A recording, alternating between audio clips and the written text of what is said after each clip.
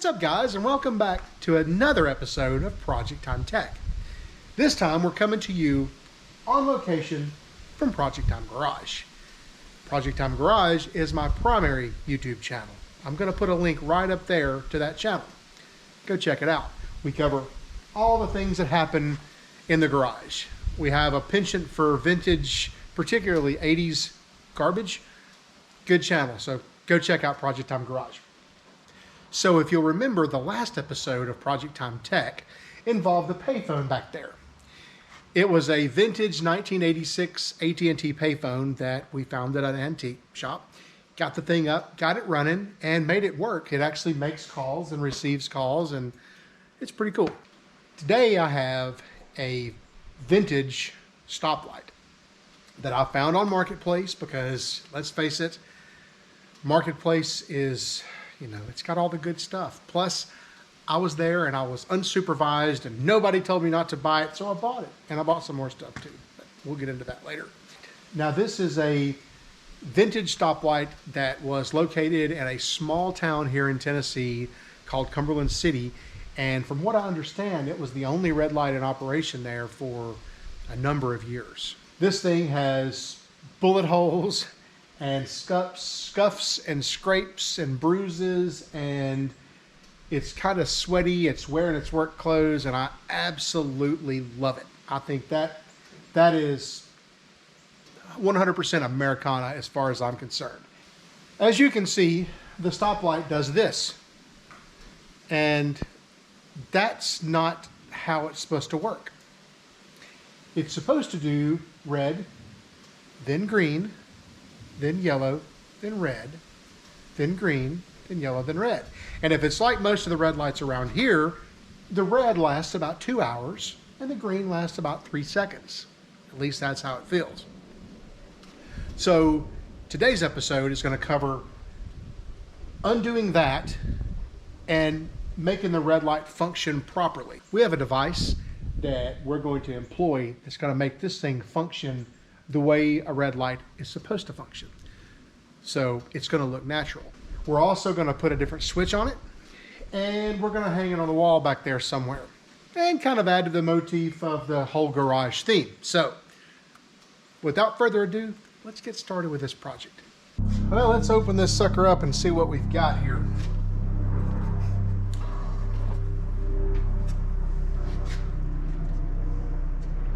Well, it won't sit. Maybe here's what we do. Maybe we open this and use this to prop it open. Yeah, that works. So here's my game plan. I'm going to put this pull chain on the bottom of it for a power switch. And then I'll go ahead and get the thing mounted and figure out where I'm going to have it live and all that. Right now I'm waiting on a part, a controller board to make this thing work correctly and look like an actual red light or traffic signal, whatever you want to call it. Sometime in its life, it received this relay, and basically what they're doing with this relay is they have it set up so that we have the red flash and then these two flash at the same time. We don't have enough poles on this relay to make it step through, but that's okay because we can work around that. The first thing I want to do is, well, I don't want to do anything up there. There's nothing that needs to be done up there. That area is clean. I think I'm just going to close that back. The two wires from this come down into here. And I'm going to clean up this mess a little bit and kind of make it a little more sanitary so that maybe it won't burn down the garage. And then I'm going to go ahead and put this pull chain on it. And I'm going to get it put up on the wall where it's going to go and get everything ready. And when my controller comes in, then I'll be able to just put the controller in play and we're off to the races. So that's what we're going to do here today. I think I might just try to set this out. Oh, so much easier. Look at that. All right. The relay, what do we got? We got our line in, and we've got our neutral in, and then Looks like we've got one pole output. Looks like we got one output going up to the red light, and we've got two outputs, which would be the yellow and the green, going to the respective lights down here. So that's pretty easy. I'll probably just leave this alone. What I think I want to clean up a little bit is this. There's so much here in terms of wire and wire nuts and stuff. I think I want to just push all this down to the bottom, there, like so, and get as little as I can get in here. Again, this thing is not, it's not going to live here permanently. It has a very short life here. I would assume I can probably put this back on here at this point, just for now. Get it out of my way.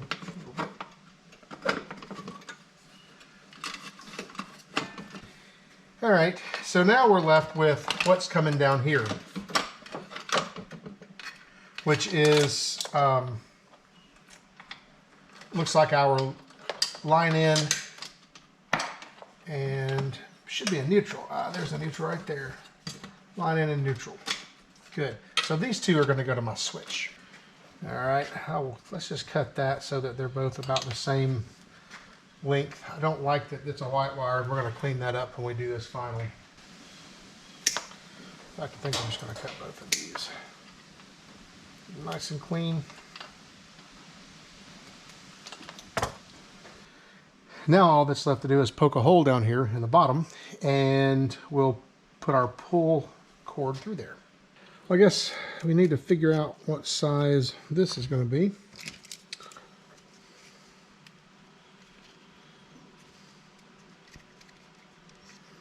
About that big. Well, according to this fits this. So that's the size bit we're going to go with.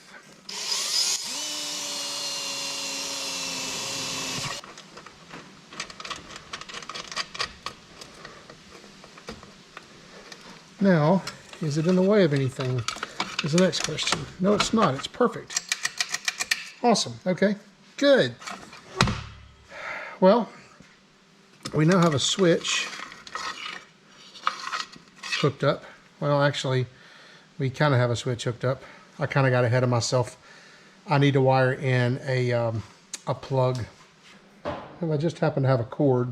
And I'll have to work on something for strain relief for this. It can't just stay like it is, but I am going to run it in, basically in through this hole on the bottom. And I'll probably figure out some way of maybe drilling and tapping right here on these or something like that in order to make it stay put. Matter of fact, I probably should do that real quick, shouldn't I?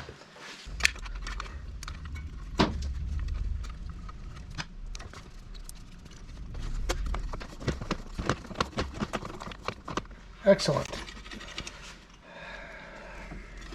I think I'm also going to put a zip tie on either side of that, just to further reinforce.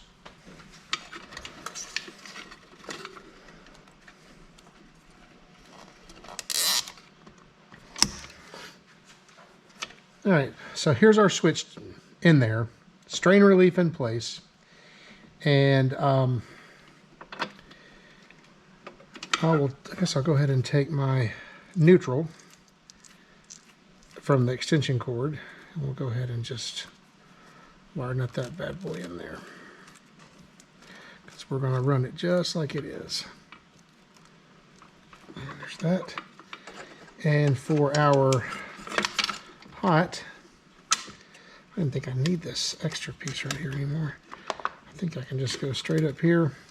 So we'll run the hot into one side of the switch. Then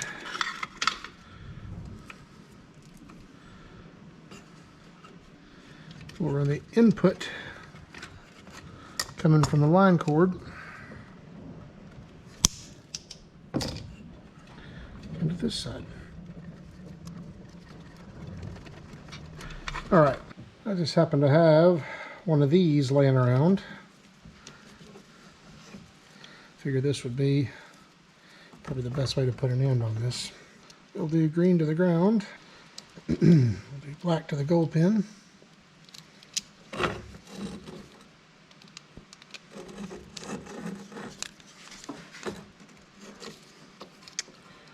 The white will go under the silver.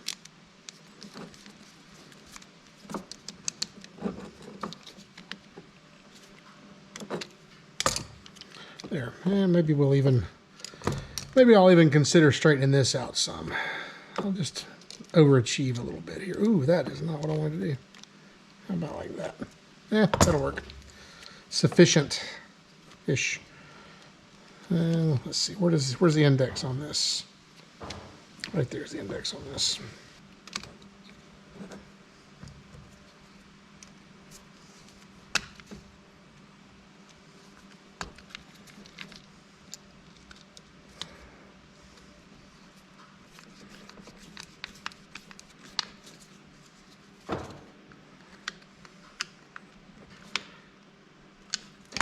Okay, probably the next thing to do would be take this thing back off again.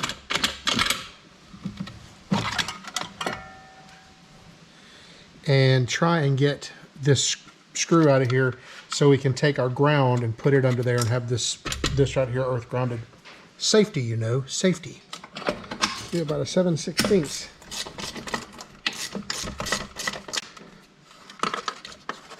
Like that. I know this is dark. It's dark in here for me too. There. Now it feels safer to me. Probably isn't, but it feels a lot safer. Let's power it up and see what it does. Actually, I'll probably close these doors. Then we'll power it up and see what it does. Okay, we're plugged in. Let's give the old pull chain a pull. That's exactly the way it worked when I picked it up, but now it has a pull chain. Let's go see about getting a spot for this thing to mount on the wall and see how we're gonna do it exactly. Also guys, this is a brand new channel, so I really appreciate your help and support. You can support it by subscribing, giving a thumbs up and leaving some comments down there. Tell us what you think. Well, looking at this thing, up here on the top, we have a flat back, and then it looks like we have about flats on each 45. And I think what I'm going to do, I'm going to mount this side here to one of those posts that runs up and down. Maybe the one on the far side, the other side of that American flag. I'll walk you over there and show you. But there happens to already be a hole here. And I'm thinking about just kind of enlarging that hole just a touch. Then we can take the old lag bolt and just lag bolt it. Here's where I'm thinking about putting it. Thinking about putting it right up there. And have it angled so that if I'm standing about right here, I'm looking directly at it. So I'll mount it on that left-hand 45. I think that would look pretty cool. I considered actually mounting it maybe up there some, but I don't know. I'm going to start with this and we'll see how that works. So I guess the first thing I need to do is go ahead and enlarge that hole just a little bit and get it set up so that I can put a lag bolt through there. Before I screw it in here, I'm going to lay it up here. I'm going to take this Sharpie and I'm going to mark the hole. And then I'm going to drill the hole and I'm going to run the screw in it a few times to make it a little easier to get started by hand. Then I should be able to actually put it in.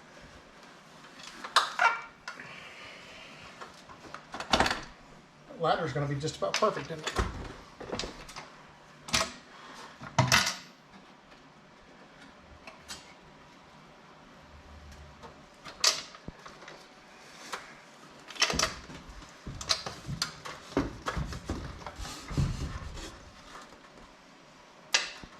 Right about here is where I'm looking for. Perfect, right there. Excellent.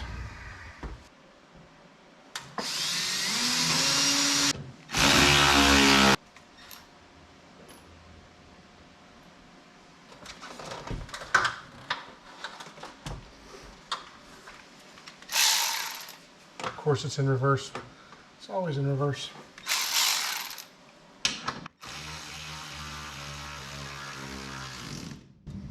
There. What is that like? Pretty good, I'd say.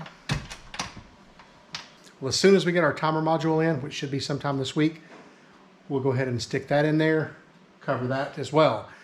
For me, it's going to take a few days, but for you guys, it should be about 2 or 3 seconds. So stand by. Well, we have a control board. And this is it. It's a traffic light controller, VG-305F, in case you're wondering. And also, in case you're doing a project like this, I'm going to put a link down in the video description box under this video. So scroll down to where all the jibber jabber and typing words are, and you'll find a link out to Amazon for this particular controller. It's pretty inexpensive, to be honest with you. But anyway, just in case you're doing this. So it's pretty simple, really. We have our line and neutral coming in, and then we have green, yellow, and red going out to our lights. And that's pretty much it. There is a little potentiometer here that you can adjust the speed in which this thing cycles through the lights. And then there's a program button here. And the way this thing works is like this. It can do any of these patterns that you want. There's a lot of them. And you can even do some user-defined stuff too, however you want it to do. Basically, each time you hit this switch, it cycles to the next pattern. Obviously, standard is mode 1 is the default, and that's standard operation. So we get red, and then it jumps down to green, up to yellow, red, green, yellow, red, and you can adjust how long it takes to cycle through this with that. Seems simple enough. Let's go put it into operation and watch the traffic light actually work. Make sure the power is off first.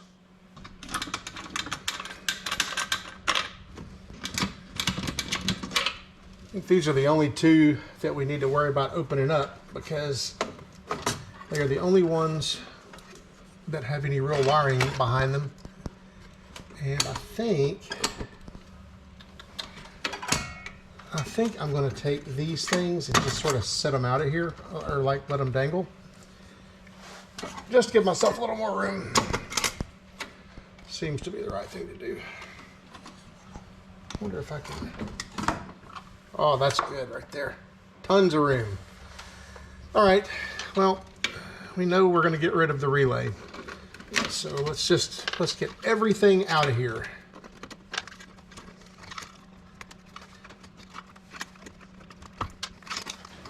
Okay, relay out.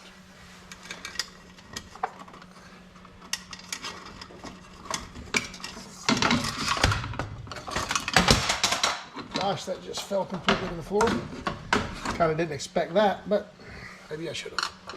I think I'm going to locate my controller board down here somewhere, like that. I think would be the wise way to do it. We'll clean this thing up real good. It's got little sticky pads on the back. I'm reasonably sure I trust them. I'm just not completely sure I trust them, but we'll see. So this is our line coming in from the wall. We're tapping it. We're going into the pull chain switch, which has gotten loose already for some reason. I don't know why. And we'll come out of that and we'll go into the line side of this board. Very important that you only have as much wire as you need. You don't have a whole lot of excess sticking out of there. I want it to go all the way in with no tail hanging out of it there. All right, so there's that part. Next thing we're going to have is our neutrals. So we're going to start a whole new neutral bus here, I guess. So just stop the neutral here. right, there's that. And at this point, it's just a matter of running our green, yellow, and red wires up to it. And in the case of most of these wires, they are colored from the factory with the proper colors. I'm going to probably need to extend the red. Let me do that. There we go. That should be just enough to make it comfortably. All right, so red is on this side. Next we have the yellow.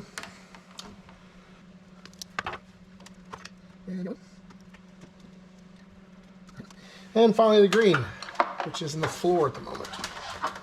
So maybe on this one, maybe I should have left it in there, you think? At least like that, right? Yeah, probably.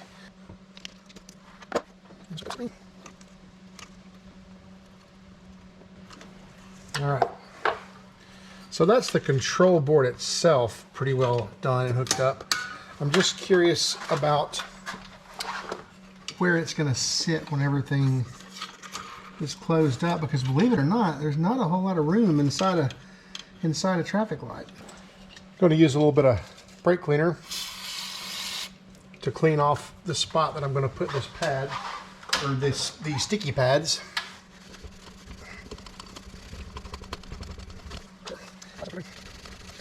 Now, I don't know how much I trust these sticky pads, but we'll see. It does have a little bit of downward force on it, which I don't really like. It's like it's trying to, you know, tear it off. But we'll see how it works.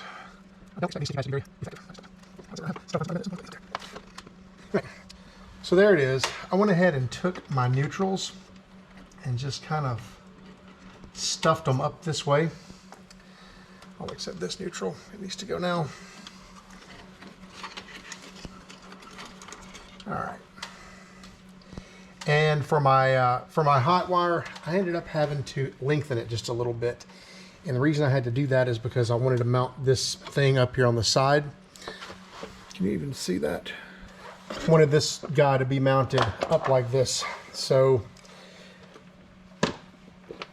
I went ahead and lengthened it some. I'm not going to use all of it, but I did lengthen it some. So there's my line going in, my neutral. Just going to go up and tie in with all the other neutrals. The hot for green, yellow, and red are all hooked up. These wires are just stiff enough that they're very resistant to wanting to move. That's better. That's actually not bad, not too bad at all. Now we'll come up here to the second level and basically just connect all of our neutrals. Knowing there's a bus bar right behind me that I could use as opposed to wire nuts. Nobody ever accused me of doing things the easy way. Not a bus bar, a terminal tie strip. That's what I'm trying to say. All right. There.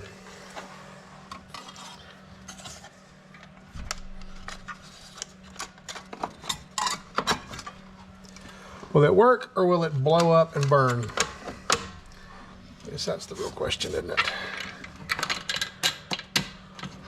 Power?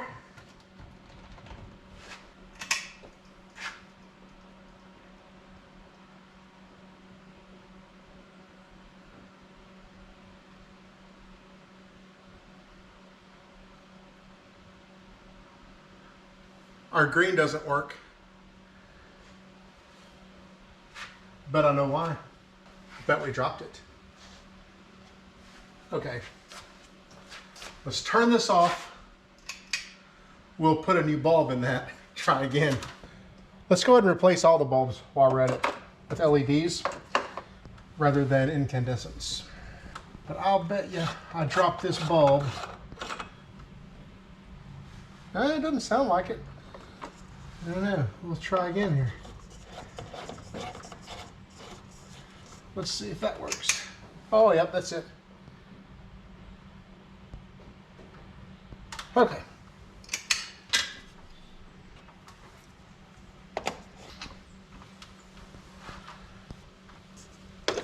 Question is, does all three of these bulbs work? Don't know, found them under the kitchen sink in a big bowl.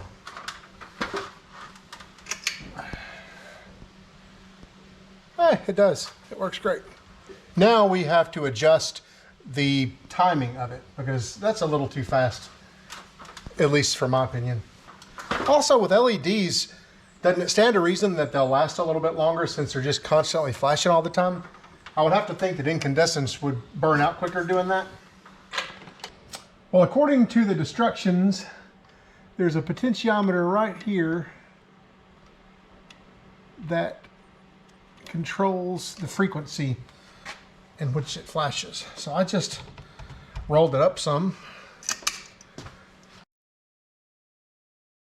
Yeah, I think that's too much. Let's ease that back some. Okay, there we go. That's working pretty good. So I think I could probably, actually that's probably not too bad, honestly. It'll go from there and it'll jump back down to green. The one thing about it though is the yellow goes kind of fast. It's not really that, doesn't look real, I guess. Usually the yellow light stays on for like, what, 2 seconds or something like that? But that looks pretty realistic. So we're back to green. That looks like it's about 10 seconds or so, which really isn't exactly like in the wild, but it's pretty close. See how long that yellow stays this time.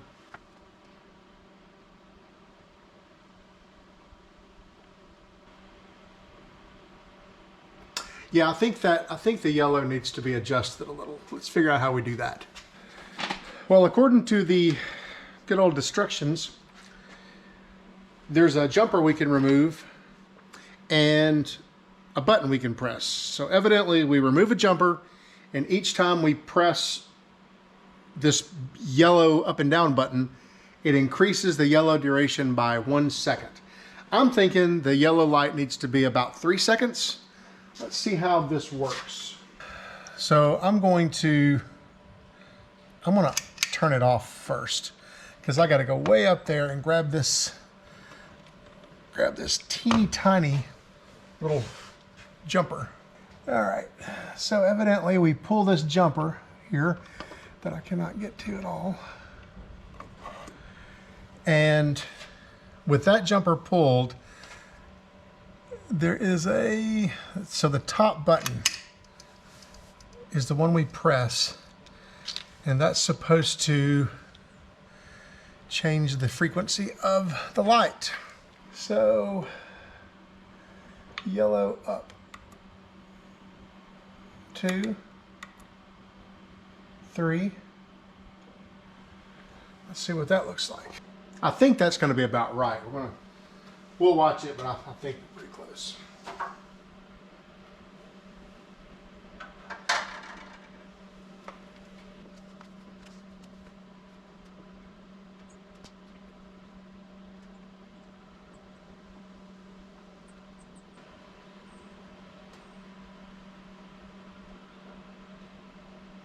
I think that's about right. We've got about 32 seconds on green, about 4 seconds on yellow, and about 32 seconds on red before going back to green. I believe that is the way it should be. Now, put my little jumper back on here. That looks pretty good, I'd say. Job well done. Anyway, guys, as usual, thank you so much for watching. Don't forget to subscribe if you haven't already, and give me a thumbs up if you like this kind of content. I'd really appreciate it. It really helps the channel grow. Those two things right there, likes, comments, and subscriptions, that's how YouTube channels grow. And I'd like for this channel to grow just as much as my primary channel, Project Time Garage. So until next time, thanks for watching this episode of Project Time Tech.